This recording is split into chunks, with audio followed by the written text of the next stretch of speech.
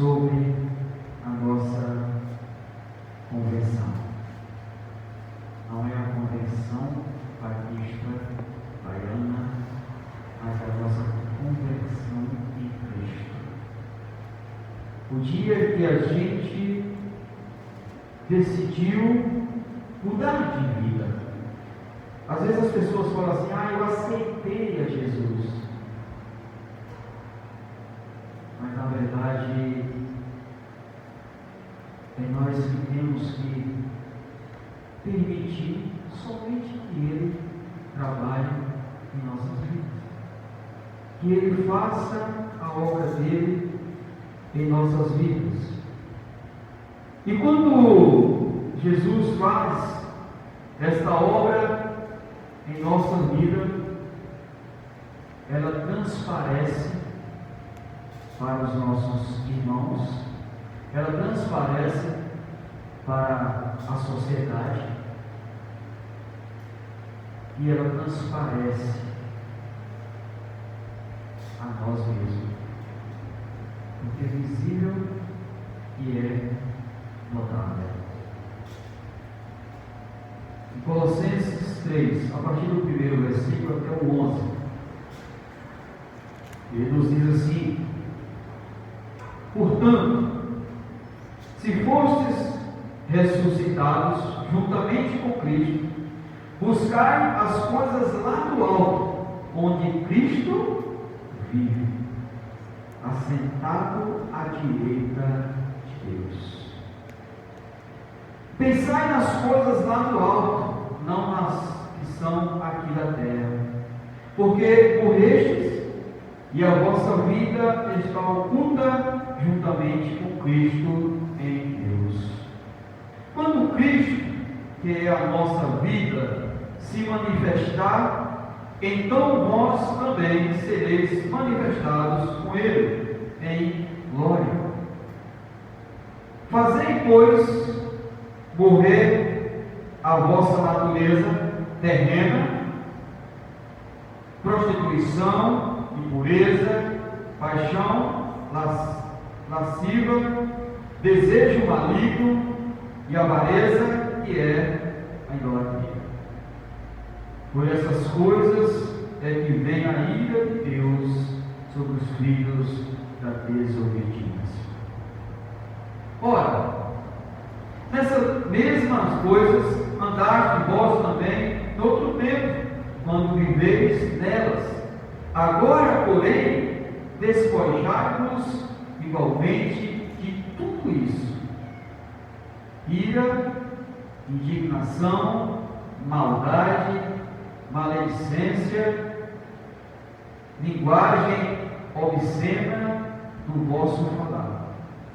Não mintais uns aos outros, uma vez que vos despistes do velho homem com os seus feitos e vos revestistes do novo homem, que se refaz para o pleno conhecimento, segundo a imagem daquele que o criou, no qual não pode haver grego nem judeu, circuncisão nem incircuncisão, bárbaro, cita, escravo, livre, porém Cristo é tudo em todos.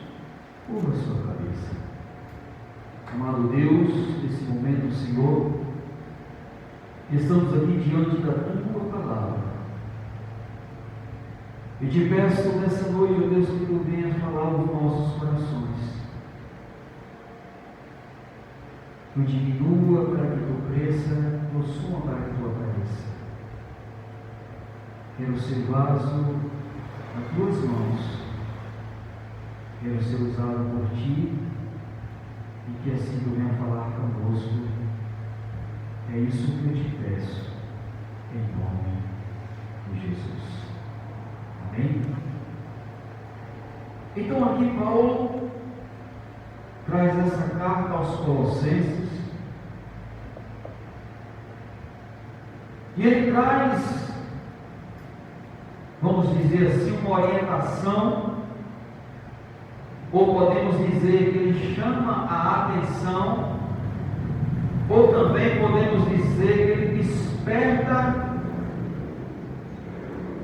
aquele povo para uma realidade da vida cristã. E no primeiro versículo ele diz: portanto, se fostes ressuscitados juntamente com Cristo, buscai as coisas lá do alto, onde Cristo vive, assentado à direita do Pai. E aqui ele já começou descendo o chicote às minhas costas.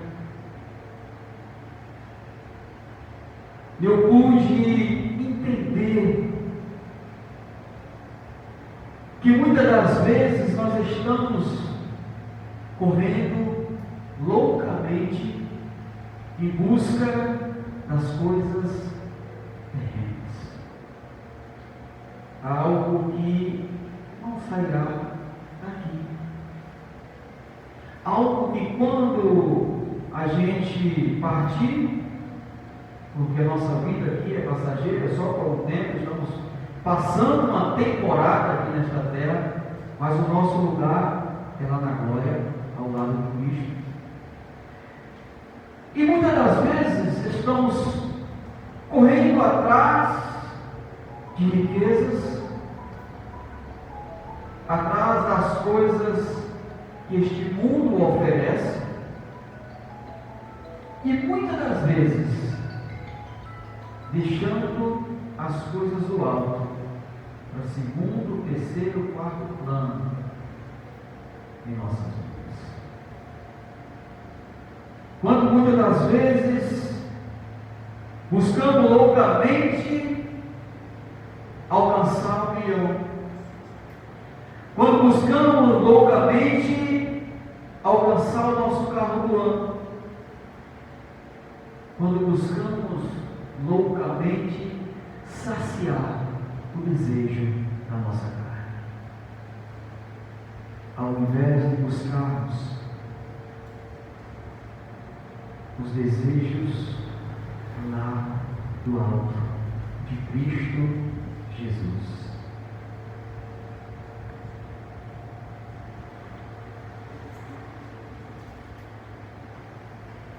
E muitas das vezes estamos, como a gente diz, ditado popular aí afora, nesta vida louca. Essa semana eu vi um relato de um senhor, a minha tia contando, que ele até era um senhor bem de vida, como a gente fala, né? Rico, tinha muito dinheiro, fazenda, muito gado, mas vivia uma vida miserável até com os filhos, porque muitas das vezes negava até o alimento do filho para estar regrado ali dentro de casa. E era muito rico. E ele morreu novo ainda e deixou tudo para os dois filhos. E os dois filhos não souberam nem aproveitar a riqueza do pai. Mas o moral da história é que ele correu atrás, ele levou até o pão para o próprio filho para enriquecer ou para aumentar o seu patrimônio, mas não levou nada senão terra na cara, como diz o ditado popular. Eu conheço a fama, eu não conhecia a vida dele, mas conheço a fama de um rico aqui da nossa cidade, que ele deixava de ir à feira no finalzinho para pegar aqueles restos, aqueles ossos que sobravam, aquelas pelas, para comer juntamente com seus funcionários em sua fazenda. E morreu.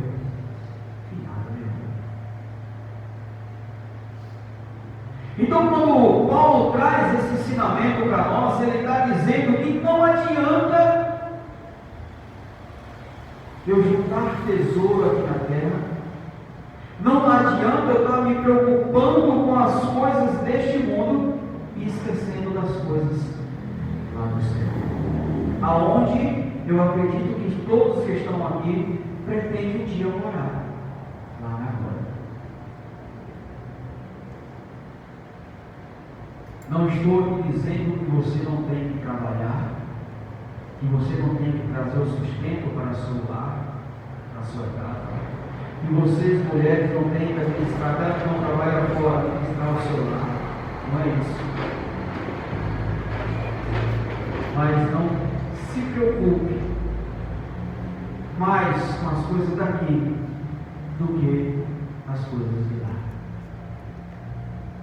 Não se preocupe com as coisas terrenas e esqueça das coisas do alto. Procure juntar tesouro aonde a caça não vai, aonde o ferrugem não vai destruir, aonde o ladrão não vai roubar. Lá sim está em segurança. Um colega me falou, colega irmão, que não queria tanta riqueza, porque quando você tem muita riqueza, você não tem paz. Ele preferia a paz. E melhor ainda, a paz de espírito. Quando eu me preocupar mais com as coisas de Deus, as outras coisas Ele vai acrescentar, porque é promessa dele: buscar primeiro o reino de Deus e as outras coisas, as demais coisas.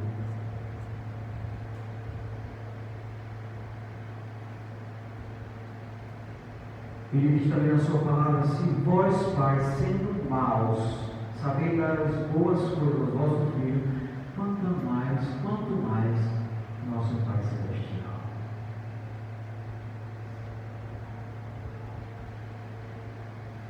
E o versículo 2 ele complementa assim: pensai nas coisas lá do alto,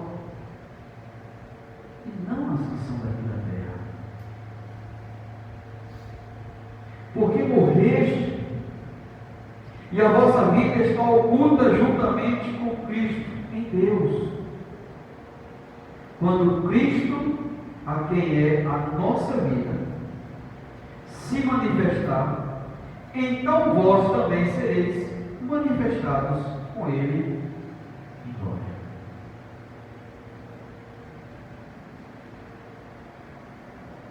Permita a manifestação do Espírito Santo de Deus na tua vida. Permita que o Espírito Santo de Deus conduza a tua vida. E tu verás a diferença desse dia e de permitir o agir de Deus por completo na tua vida.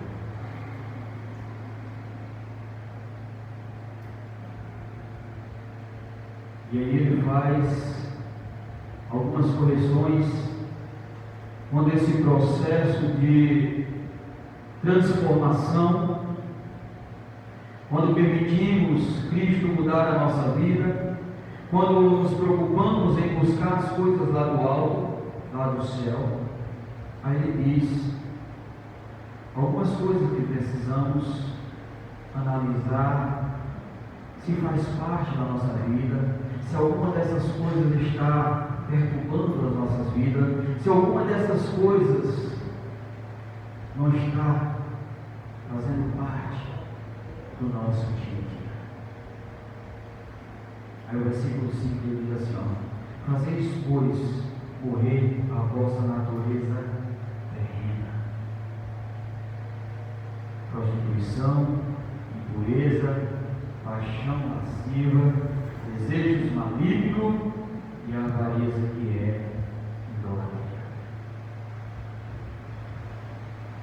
O interessante, muitas das vezes, quando nós citamos a palavra idolatria, nós imaginamos, ou às vezes, muitas vezes pensamos, que é somente imagem, como alguns católicos usam, algumas imagens e escultura para adorar, e às vezes a gente acha que é só nesse sentido, mas essa palavra idolatria vai além disso, além da idolatria de imagem.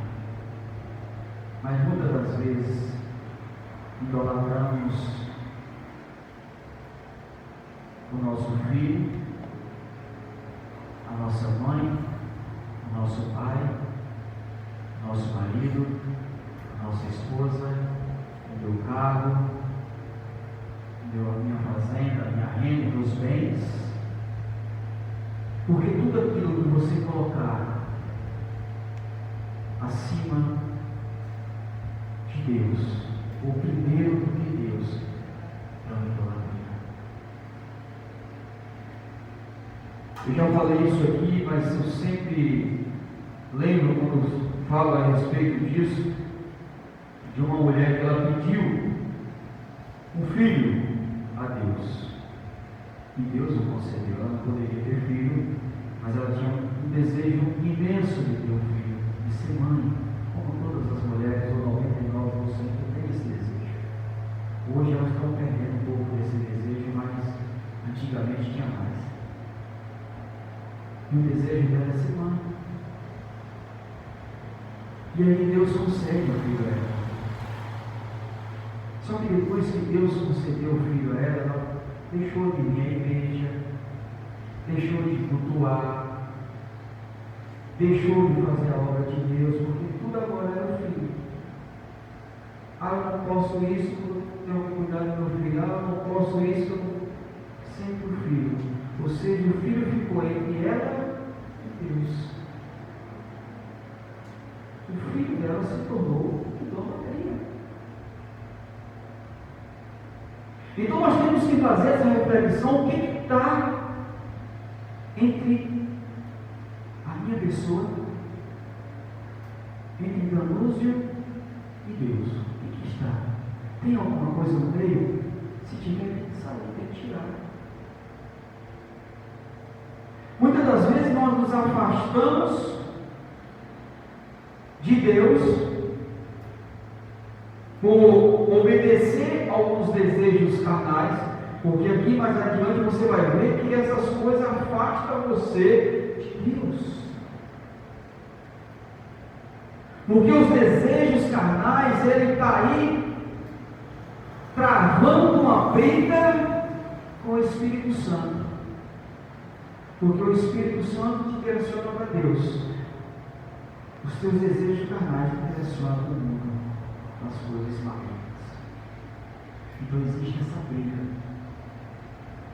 É por isso que a gente fala que a nossa vida com Cristo é um processo que só vai virar, só vai dizer assim, fim, o dia que nós formos morar na glória. Ou o dia que você também descer a sepultura, porque agora você também não pode fazer mais nada.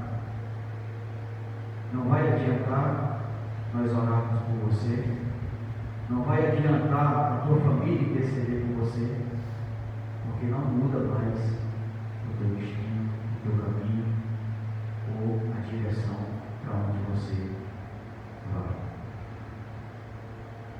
Não tem como. Então essa briga entre a carne e o espírito, ela é constante. Porque nós somos pecadores.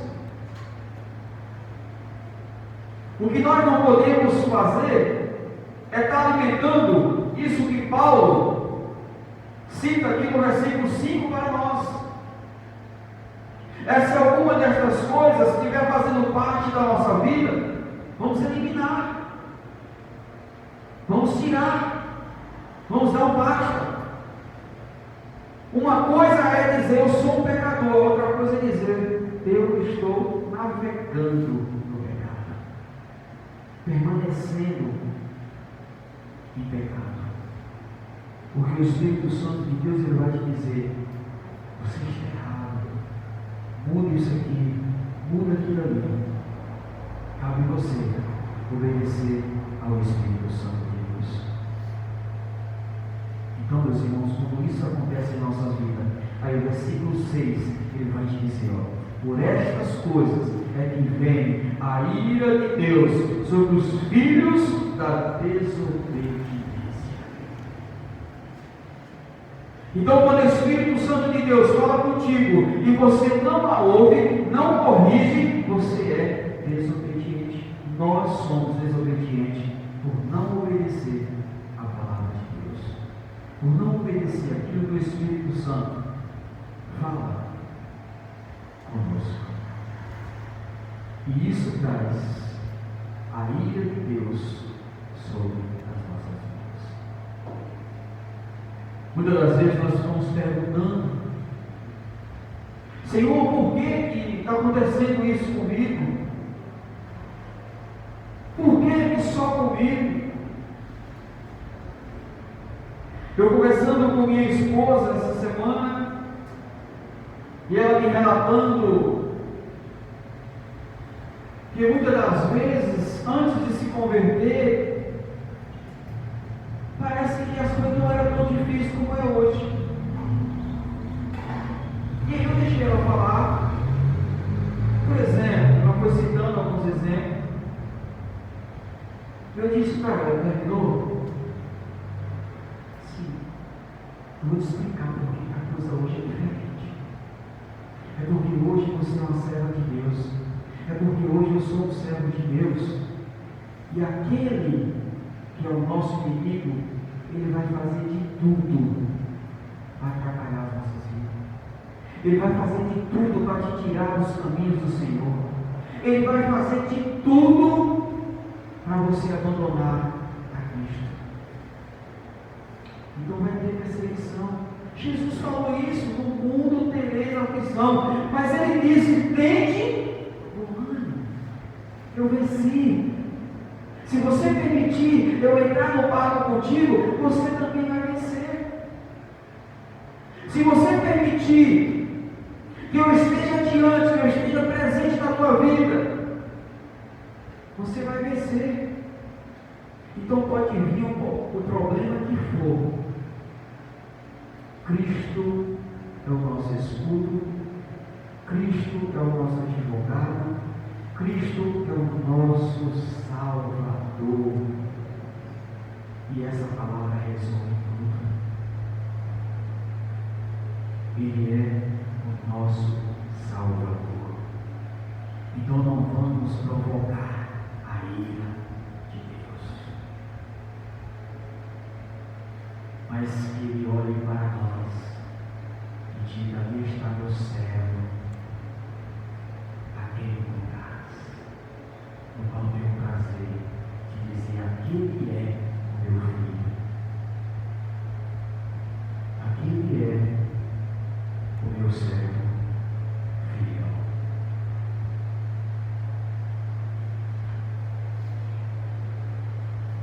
E aí o versículo 7 diz assim: ora, essas mesmas coisas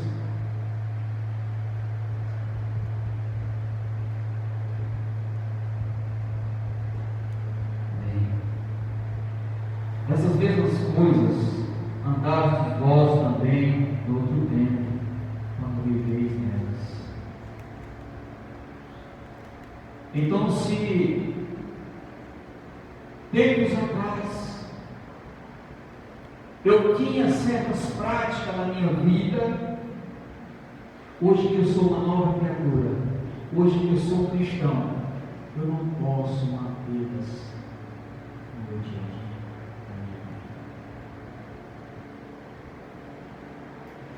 Às vezes, quando nós não tínhamos o conhecimento da palavra de Deus, tínhamos o hábito de xingar, de falar palavrão,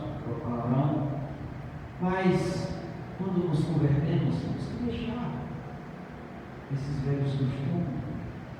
Não saia da vossa boca palavras torpes.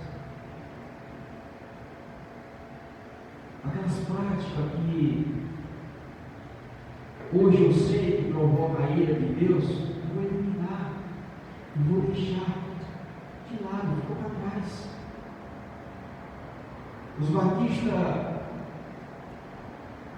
usam o batismo de mergulhar na água, e ali quando você mergulha, simbolicamente, quando você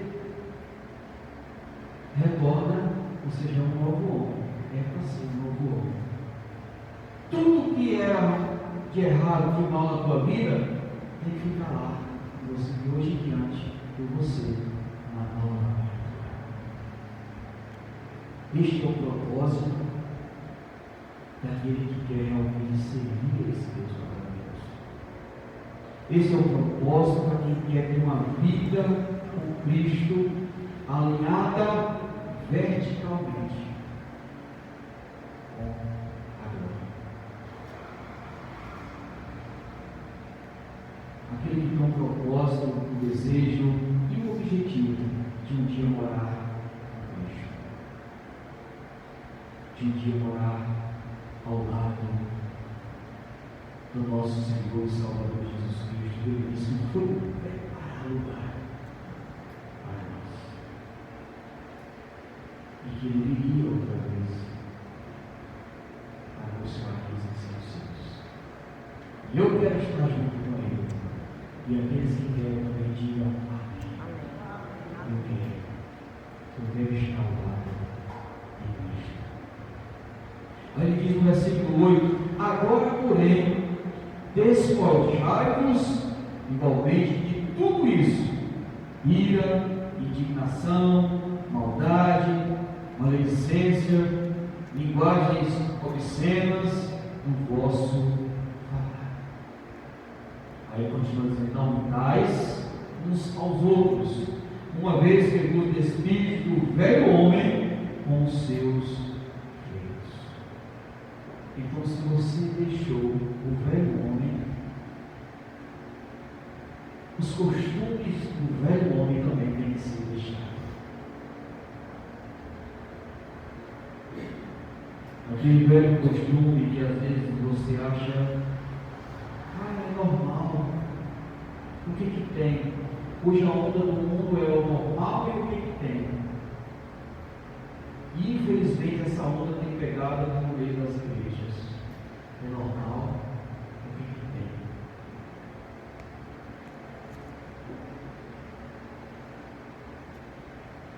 O que ele tem eu não sei.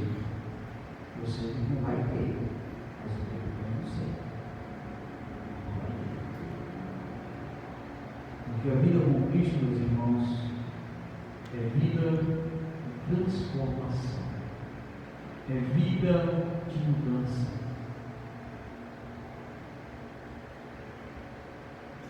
Se você é um casal,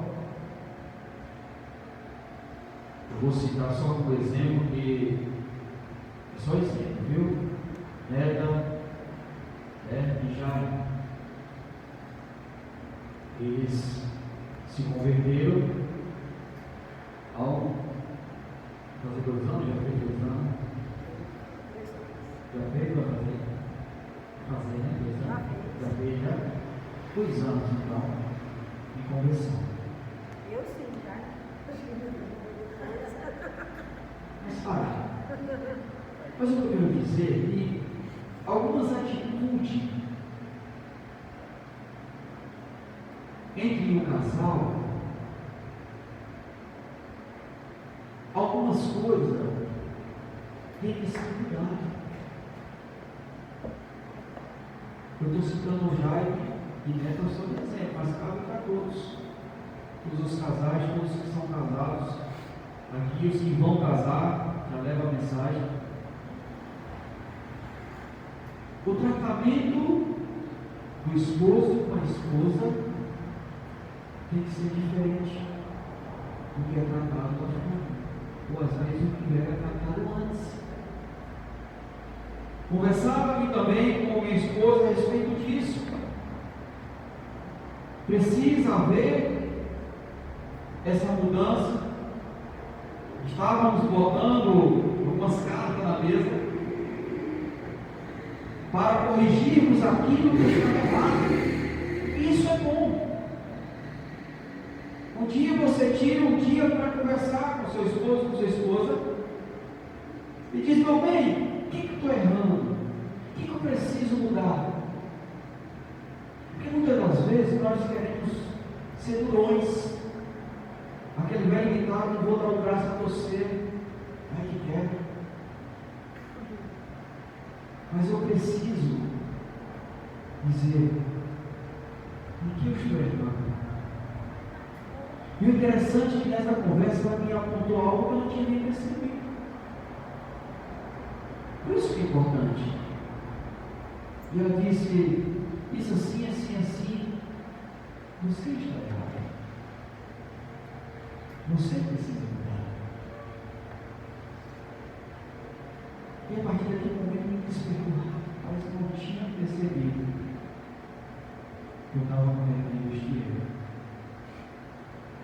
E eu fui me citando: lembra tal dia assim, tal dia assim, eu não arrependi. Não fica citando mais não entendi. Eu assumo que eu estou errado. E estou procurando corrigir. É assim que tem que ser feito. E vice-versa. Não é só o homem não, viu? A mulher também. O marido chega cansado, a mulher, em vez de ter feito um cafezinho, está lá vendo um vídeo na internet. Pelo amor de Deus, né? Está no Instagram. Vamos corrigir também, não é só o homem não. Mas enfim, meus irmãos, existe a transformação quando permitimos que o Espírito Santo de Deus flua em nossa vida. Quando permitimos essa mudança, quando deixamos Jesus Cristo mudar, como aquele hino que diz assim: Jesus Cristo mudou meu viver. Isso é real na nossa vida. Não que seja um toque de mágica, não existe esse toque de mágica. É processo. É no dia a dia. O nosso objetivo, nós queremos ser santos. Mas essa santidade nós só vamos alcançar ela. Sabe onde? Lá na glória. Porque aqui nós temos um processo. Mas eu preciso passar por esse processo. Eu preciso ser aprovado diante de Deus. Eu preciso ser aprovado diante de Deus. E vos revestis do novo homem. Aquele que dá receita do que você tem que fazer. Não é somente você deixar. Veja bem aqui o que Paulo está nos orientando. Não é somente deixar, mas além de deixar, você tem que revestir o novo homem. Quem é o novo homem? Jesus Cristo. Aquele que vai transformar a sua vida, e você vai ser uma nova criatura em Cristo Jesus. Revestir do novo homem, que se refaz para o pleno conhecimento, segundo a imagem daquele que o criou. Veja a responsabilidade das nossas vidas. Revestir do novo homem, para nós estarmos com a nossa imagem semelhante àquele que nos criou. Eu preciso a cada dia me achegar o mais próximo dessa semelhança daquele que me criou. Eu preciso a cada dia buscar essa aproximação. Eu preciso corrigir o que está errado, para que eu chegue o mais próximo da semelhança daquele que me criou. E ele finaliza dizendo: no qual não pode haver grego, nem judeu, circuncisão, nem circuncisão, bárbaro, cita, escravo, livre, porém Cristo é tudo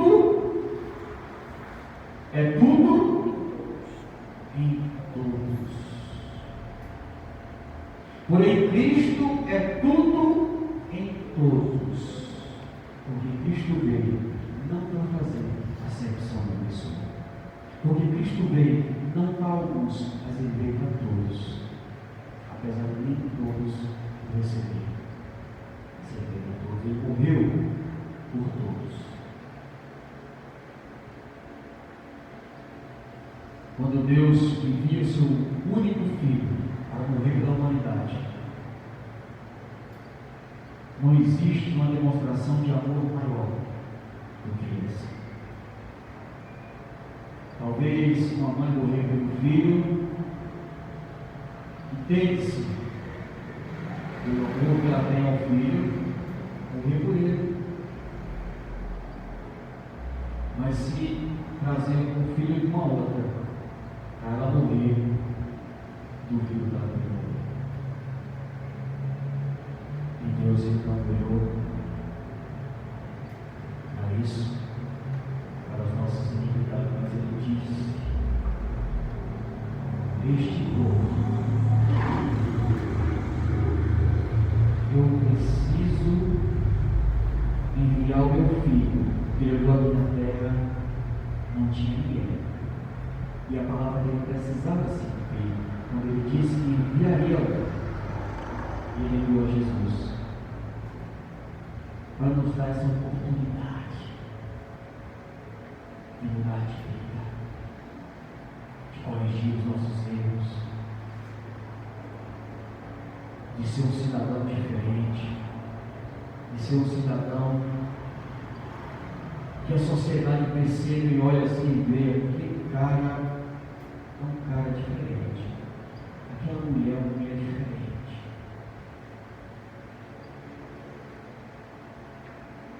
Isso é importante. Eu já ouvi algumas pessoas dizer assim: eu não estou nem aí para a aprovação do povo, quem tem que me aprovar é Deus. Sim, Deus tem que me aprovar mesmo. Mas o povo vai ver aquilo que você está refletindo. Talvez não nem tudo. Ou vivemos num mundo onde a desgraça alheia é motivo de felicidade para alguns. Mas o que somos, refletimos na sociedade. Talvez alguém deve levantar alguma blasfema contra você, inventar algo em você, mas não vai ter fundamento, porque você não permite que isso aconteça. Quando eu tenho uma vida diante de Deus, quando eu tenho uma vida que eu procuro seguir os mandamentos da palavra de Deus, por mais que o inimigo tente nos apontar, mas Cristo é quem vai nos defender, é quem vai nos livrar, é quem vai estar nos guardando de tudo isso. Então, meus irmãos, que nós possamos refletir sobre a nossa caminhada com Cristo,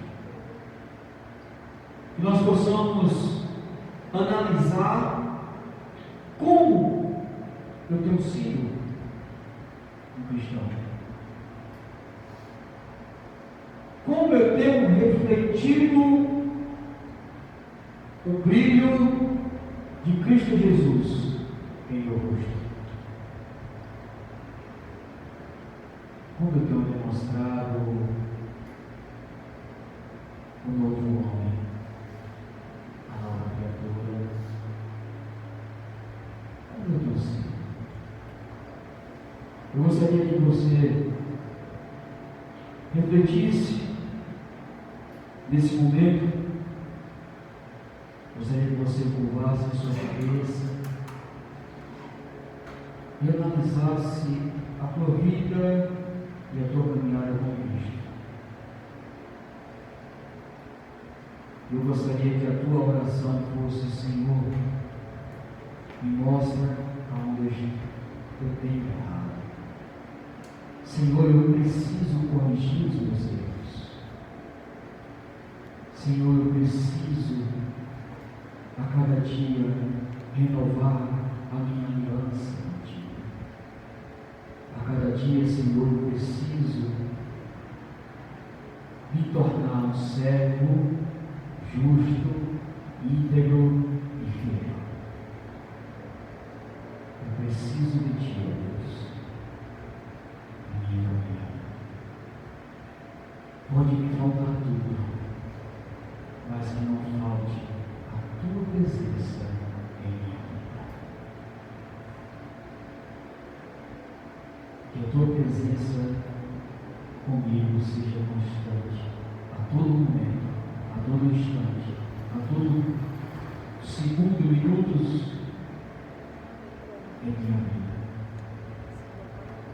Senhor, capacita a Tua igreja, capacita os Teus servos, capacita os Teus servos, para que a cada dia nós possamos ter um renovo diante de Ti, para que a cada dia nós possamos nos despir do velho homem e revestir do novo homem que és Tu, Cristo Jesus. És o Senhor da nossa vida. Queremos, ó Pai, que Tu nos ajude, que Tu mude aquilo que está errado em nós. Nos mostre, tire as escamas dos nossos olhos, para que possamos ver o que está errado em nós, o que está errado em mim. Muitas das vezes percebemos o erro em nosso irmão, mas não percebemos em nós mesmos. Muitas das vezes queremos apontar o nosso irmão e escondemos os erros que existem dentro de nós. E escondemos os pecados que às vezes temos de estimação em nossas vidas. Nos ajuda, Pai, a mudar e a transformar o nosso viver a cada dia, em nome de Jesus. Amém. Louvado seja o nome do Senhor.